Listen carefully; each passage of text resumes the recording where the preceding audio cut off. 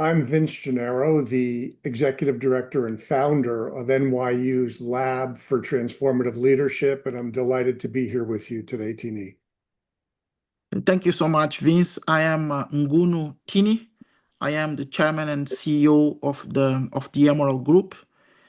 We are through one of our publication, which is Forbes Portuguese Africa and Forbes Africa. We are teaming up with another Forbes publication, which is the Forbes Afrique, to present in September to organize an event in New York on the 24th of September, which will celebrate Africa leadership. That event will be on Fifth Avenue, and will also be a partnership with Forbes USA.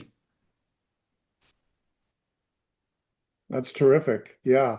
And tell us a little bit about that day and that event. So as mentioned, it's going to be an event around the Africa leadership. We are bringing African leaders. We are also inviting U.S. Leaders, politicians, businessmen, civil society from U.S., also from Africa, to celebrate the African leadership and discuss a little bit about the opportunities that the continent is offering today. We're going to have a head of state from Africa in a conversation with editor-in-chief of Forbes USA, which is Steve Forbes. And we're looking forward to have a great day and a great afternoon. That's exciting. And then, of course, we will follow that up with a program that we're producing with you in conjunction with you at NYU. Thank you, Vince. So we met last year in October. We have co-organized a conference in NYU about leadership. The world is changing. A lot is happening at the international level and internally at the USA. After these 10 months, how do you see the leadership and the issues that we have discussed, leadership in a volatile world? How do you see what are the updates? What can you share with us?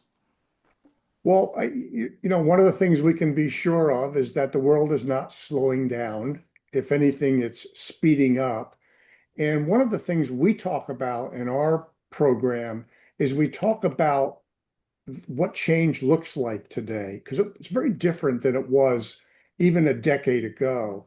And what it means is that we talk about the skills that are most important to navigate change and make meaning out of it in today's world. And I'll just mention two of those that are really at the foundation.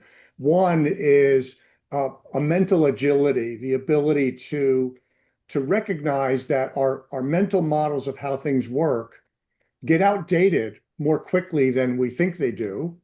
And it's because the world underneath us is shifting so fast. So the ability to being able to reframe how we even identify problems, not just answers, is really a critical variable that makes all the difference in the world between success and failure.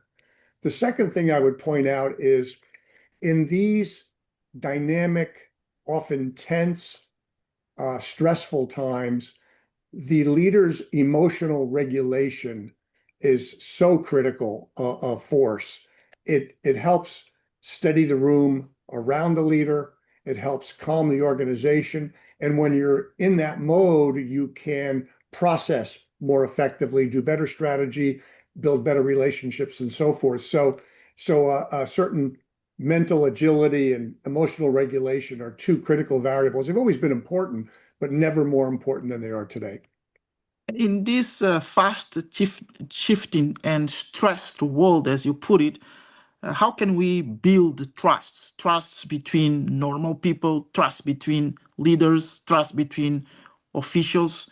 What are the essential components of this trust, and how can we build trust in this shifting world? Yeah. And, we know that trust has always been important, but it's more challenging to create today because of all of the motion and movement and change that we're living through. That alone disrupts trust. And in many ways, what trust does is it helps bring people together. It helps make relationships more fluid. And it's essentially something where it's doing the right thing, but it's doing it with consistency and doing it with frequency, doing it every day. I've always liked to say we have to architect trust.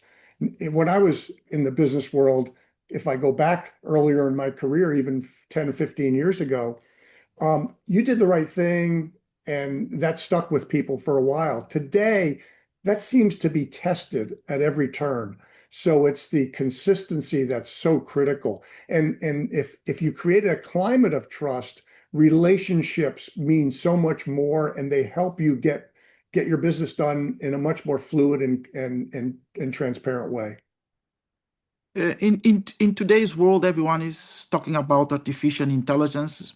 How do you connect artificial intelligence with the leadership? Do you see it as an opportunity, as a threat? Well, it certainly can be both. I like to look at it as an opportunity. If you ignore it, it could in fact be a threat competitively because your competitors are not going to ignore it most likely. There's a couple things that come to mind with this is that number one, human judgment will always be at the top of the food chain, so to speak, of importance. But AI can be an incredible tool, and it's one that helps you create speed because of the way you can process through information so much more quickly to get to an endpoint, sometimes an even richer endpoint in terms of a decision. But at the same time, if you're not ready for AI, that speed will maybe take you off the track and off the rails. So you have to make sure there's a certain readiness in the organization and balance it with the human judgment, which is always going to be critical.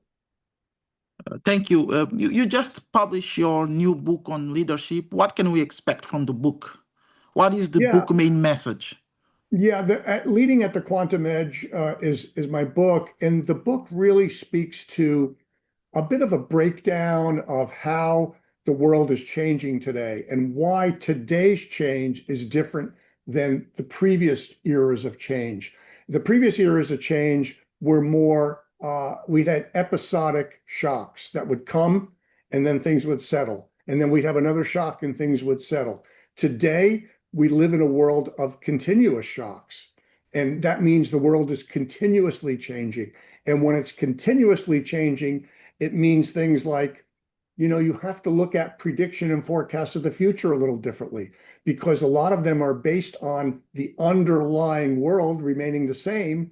And here's how we're going to take the pattern of the past and project it. Well, today it's a much more difficult task.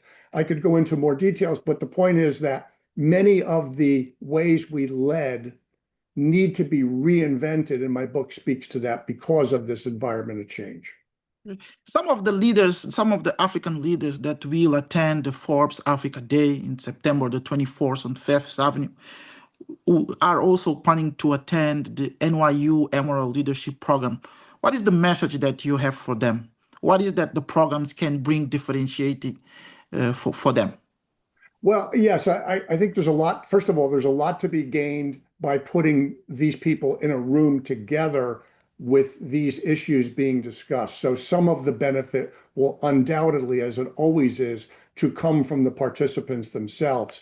But I would say the overarching message is it's a new day, the world has changed, and there's a handful of things, 6 or 7 things that I want to be able to drive home and discuss with people to understand for their environment which of those make the most sense and how to adapt. But it's all about adapting to the future and staying ahead of the curve.